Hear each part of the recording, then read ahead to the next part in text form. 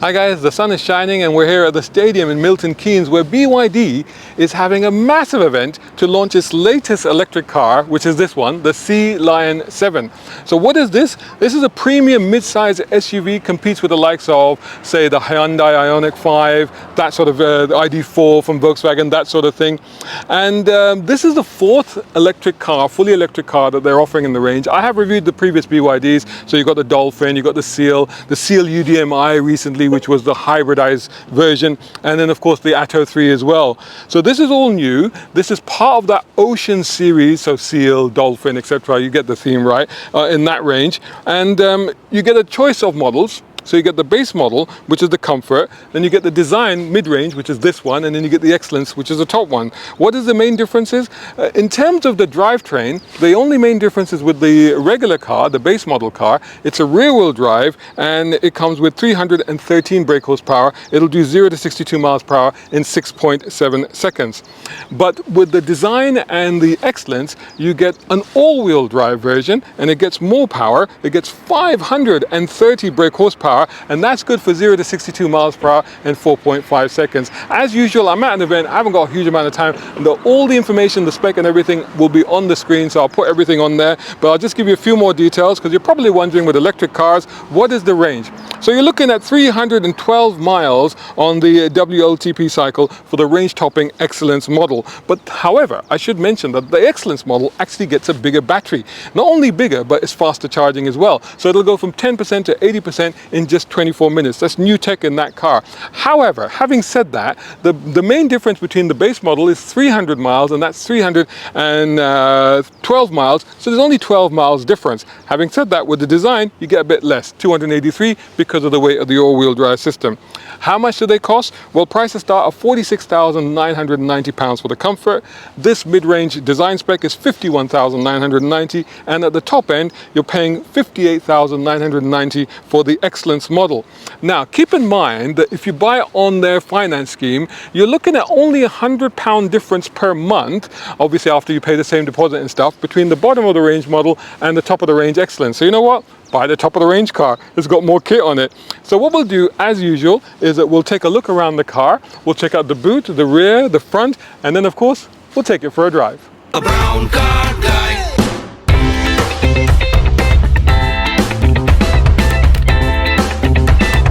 Brown car guy.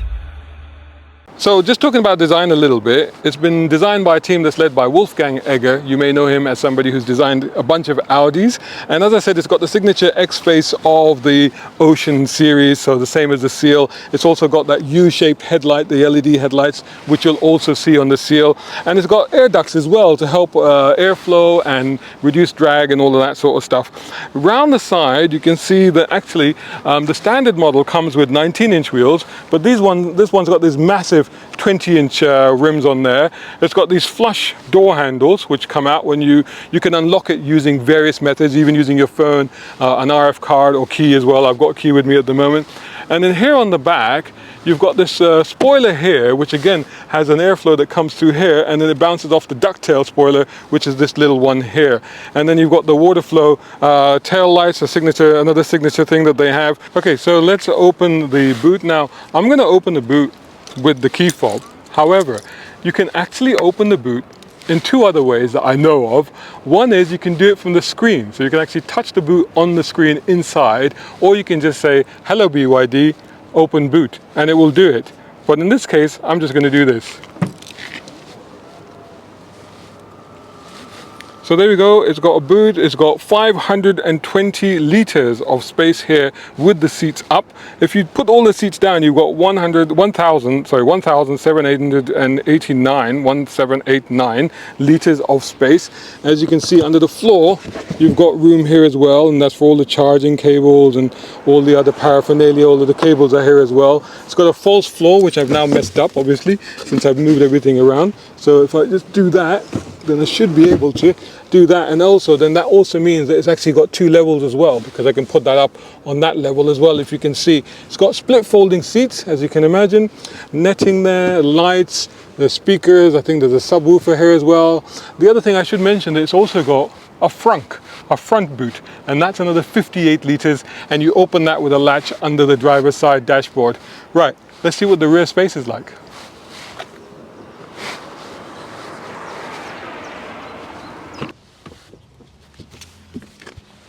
Okay, wow, so here we are inside the Sealion 7, and I gotta say, there is literally tons of room in here. I mean, check this out. I mean, my knees can't even touch the seat if I wanted to. I'm pretty sure that seat is adjusted for me, unless it does that thing where it's moved. But even if it's moved, that's plenty of room. I'm obviously 6'2", 6'1.5", if you like, with long legs. Now, the interesting thing about the new structure of this car, the new platform, it's the same 2.0 platform, E-platform that they've used before, but they have upgraded it, and they've now strengthened the top of the battery panel. The battery panel, the battery pack, I should say, actually forms part of the chassis of the car. So this floor here, that's directly the top of the battery. So we've got feet right on top of the battery, in which case they managed to probably free up a little bit more leg room here. So my feet are possibly a little bit lower than they would be in a similar car. Although having said that, my knees are still quite high. But since I can stretch out, it's not really a problem. The seats can recline as well, I think. So that's pretty handy. You've got an armrest here with, that's quite nice, quite fancy. Cup holders there. Obviously Isofix child seat anchor points. This one is what they call vegan leather. What the heck is vegan leather? This one is vegan leather, although the range topper has Napa leather, proper stuff. What else do you have here? You got heated seats. You got two vents here. What is this? Oh, okay, here you go. You've got the USB-C chargers as well, and you've got pockets. And also, I think you've got another anchor point there for an Isofix child seat. These are nice. So this is a mixture of materials. So you've got leather there. This is softer leather here. This is plasticky, that sort of brushed aluminium type thing. This is soft, almost Alcantara, velvety kind of thing. So a lot going on here. The texture on the speakers, that's really interesting. And then there's room here in the door as well. And of course you've got this sunroof, which I'm going to show you a trick now. If you can see the sunroof, I'll point this up as well. Hello BYD. I'm here. Can you close sunblind? So we can actually control a lot of the features of this car by voice. Right, so that's all cool. Let's see what it's like in the front.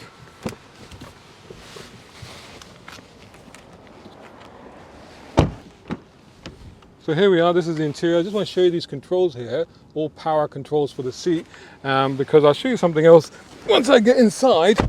First of all, check out the contouring on this door. Isn't that beautiful, the way that they've designed this and everything?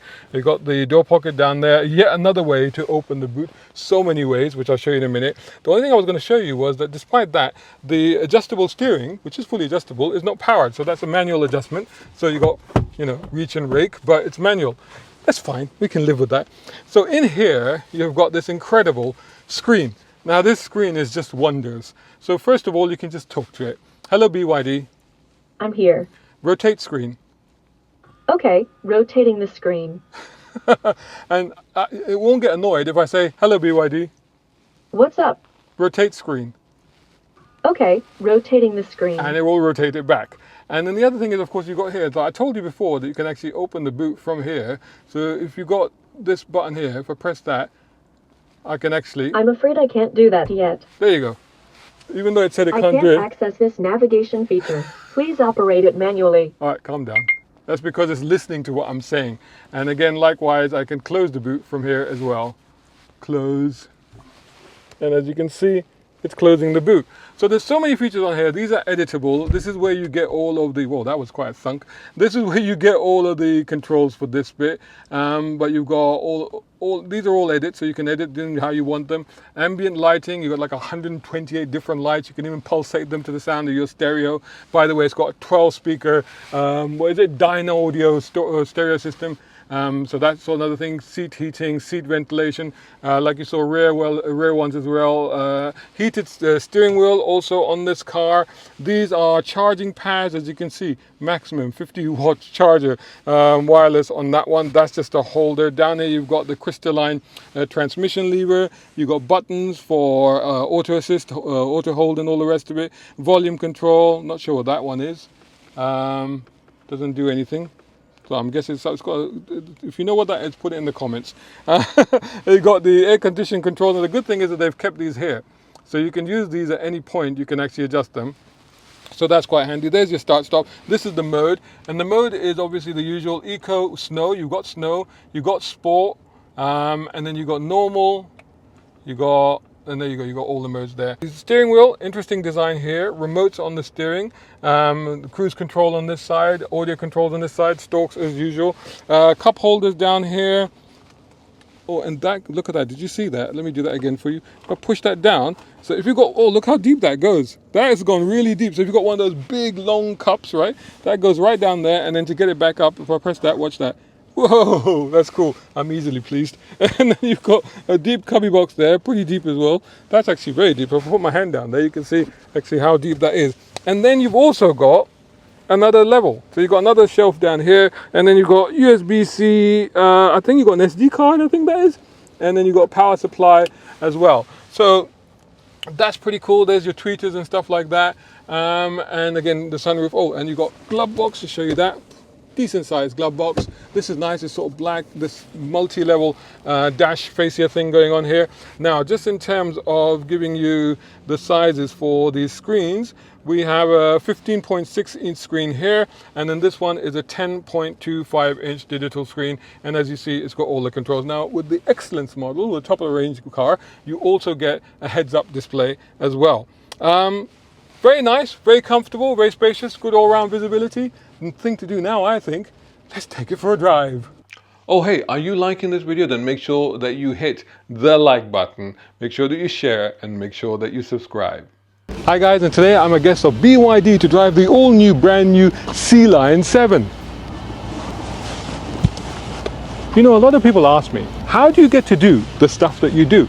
Well, I've been an automotive content creator for 35 years, and I put all of my knowledge and experience into this book. So if you want to know how to do what I do, get a copy of this on Amazon now. Fast and Furious meets Lee Child, a high-octane thriller where a motoring journalist uncovers a deadly conspiracy on London streets.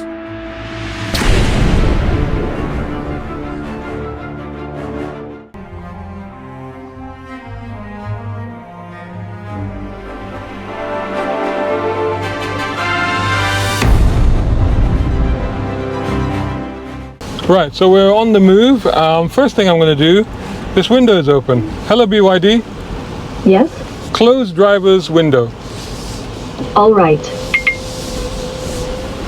And actually, as demonstrated earlier in the presentation, I could have just said close my window and it would know. Apparently, I don't know how, but apparently it knows. Anyway, so we're on the move. As you can imagine, it's not, is that window open? I think that window is open. No, okay, hello BYD. What's up? Close all windows. All right. There we go. That's better.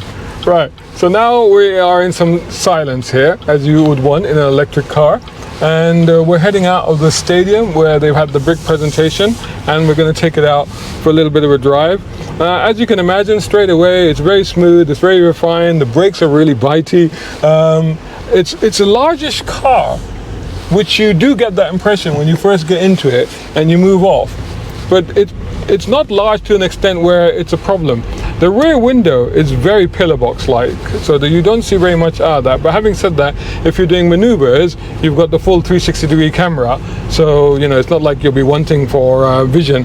It's just that out that rear view mirror, I'm not seeing that much, but generally fine.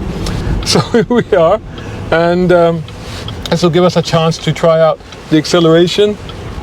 So this is the quick one, so quick in fact they're so proud of the acceleration time that they've actually put it onto the boot. It actually says 4.5 on the boot. 4.5 is not the liters or anything like that. It is the acceleration number in seconds. That's what it says on the boot of this car. Same on the Seal actually, by the way. They do that as well on there. I think I want to just move the seat forward. There's so much room in this car, honestly, that even for my long legs, I'm actually wanting to get a bit closer to the steering. Visibility is good all round, not really a problem. We're turning left here. All the controls are intuitive, as you can imagine.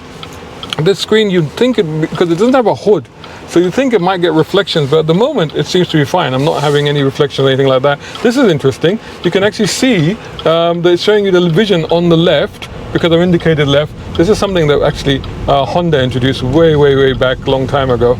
So it's not exactly a new thing, but it's nice anyway. It's there. We've also got, so the nav is on there because this is on Apple CarPlay, so it's using Apple CarPlay right now. But if I was using the nav in the car, it would also be displaying on the screen as well. Okay, so we're joining a motorway here, building up to speed. Again, very smooth, quick enough, not a problem.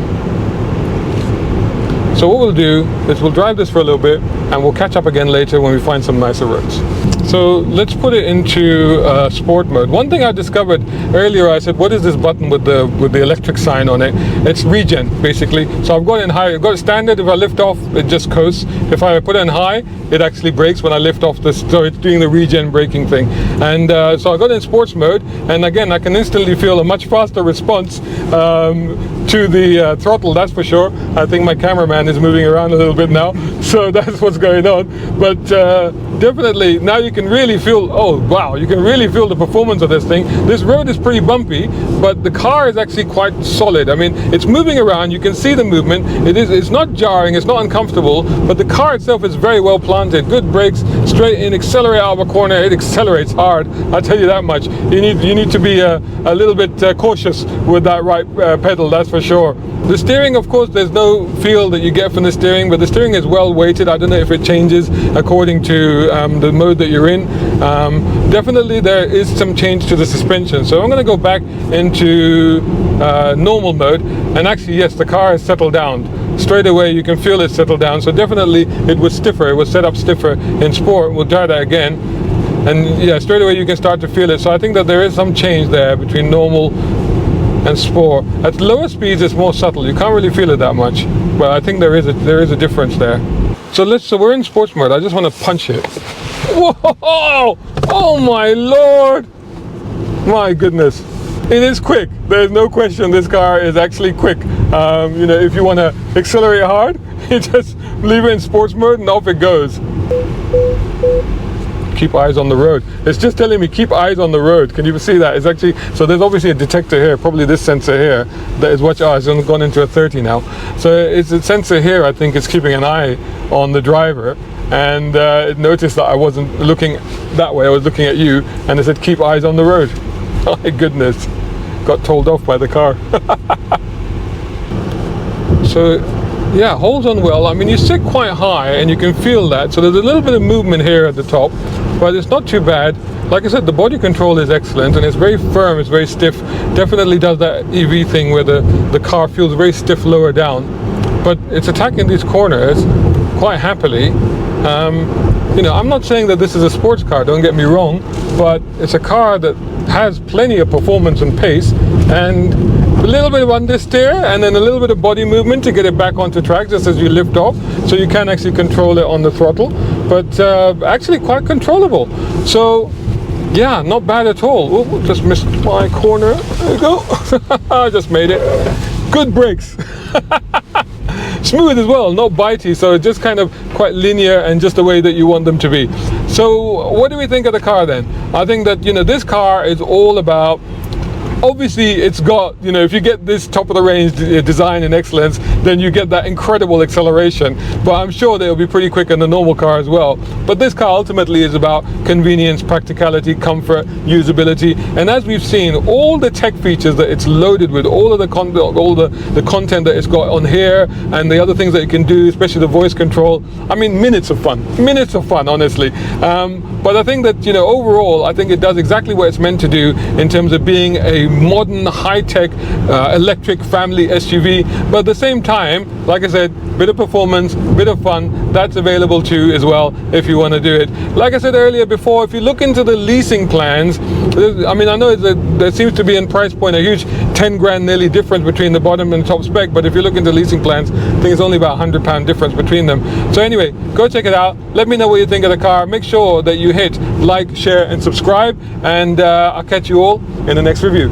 Shout out time, guys. Thank you so much. Hey, if you enjoy my content, why not get involved? Buy me a coffee. You can do that at either of these links, or if you're watching on YouTube, buy me a thanks or take out a membership. It all helps. It really does.